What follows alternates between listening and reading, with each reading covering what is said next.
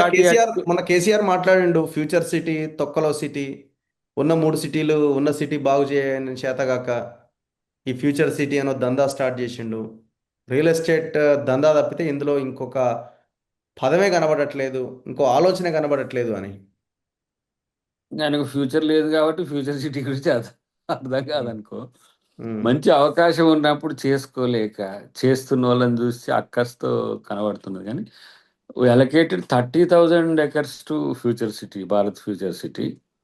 Most of the organisations నాకు తెలిసి 13,000 పైచులకు కంపెనీలు ఇంట్రెస్టెడ్గా ఉన్నాయి. మన అలొకేషన్ తర్వాత అవస్థాపన సౌకర్యాలు కల్పించడం అనేది అంత సింపుల్ ఏం కాదు. ఉమ్. పెట్టుబడులు కూడా చాలా పెద్ద ఎత్తున వస్తున్నాయి, ఉమ్. వస్తాయి కూడా. ఎందుకంటే మనం రేపటి రోజున ఆ, ఇప్పుడు ఈ ప్రాజెక్టులు అనుకుంటున్నాం కదా, ఏదైతే డైపోర్ట్ to okay. Bandar, um. Vizag fastest train track, అంటే ఇవన్నీ గ్రీన్ఫీల్డ్. ఒక ఈవెంట్ మేనేజర్ టైప్ ఆలోచన లాగా అనిపించట్లేదా మీకు?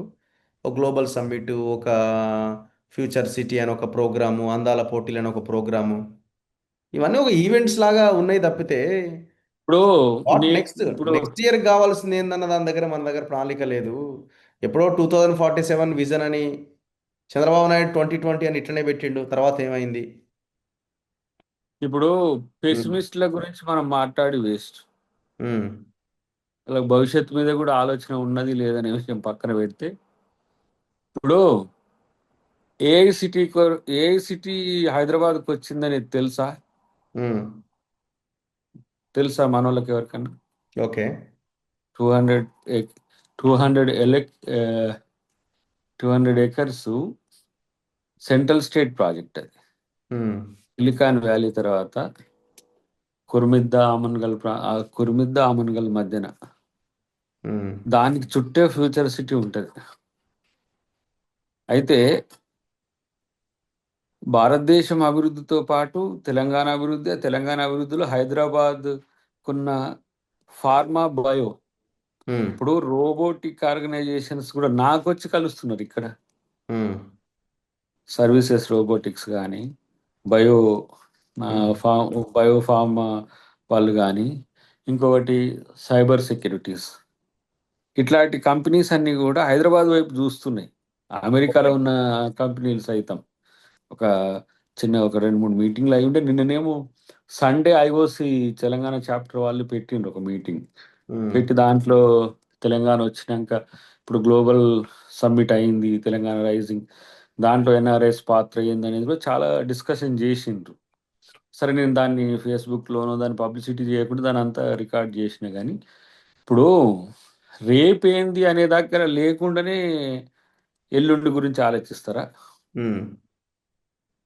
సో మనోళ్ళు ఏంది, ఒక రకంగా చెప్పాలంటే తెలంగాణకి ఏం చేయాలనో ఆలోచించండి. ఉమ్. చేసేదాన్ని విమర్శించడం అనేది పక్కన పెట్టరు ఫస్ట్. ఓకే. ఇగో ఇట్లా చేస్తే బాగుంటుంది, ఉమ్. చేసిన పని మీద విమర్శ పెట్టుకోండి.